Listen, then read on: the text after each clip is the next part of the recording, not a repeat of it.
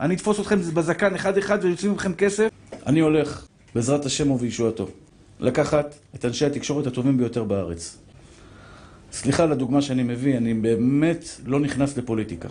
אבל אם בבחירות, 20 מנדטים מצביעים לאנשים ריקים ופוחזים, במילים פשוטות כלומניקים, בגלל שיש להם אנשי תקשורת טובים, למה שאנחנו לא נעשה את אותו דבר? זה עולה המון כסף, ואני הולך לאסוף ואני הולך להשתגע. מה שאני צריך לאסוף אני אאסוף. אני אתפוס אתכם בזקן אחד אחד ויוצאים מכם כסף, כי החלום הזה בסוף יתגשם. לקחת את אנשי תקשורת הכי טובים במדינה. אמרו לי הרב, הם כולם בצד השני של המפה. אנחנו ניקח אותם, נטביל אותם במקווה חם, 45 מעלות, נוציא אותם, כסף, קדימה לעבודה. שישבו טובי המוחות במדינה, טובי המוחות במדינת ישראל. אם זה צריך ערוץ טלוויזיה, אמרו לי שערוץ 13 למחירה. אמרו לי הרב, אתה חולם, זה 30 מיליון שקל.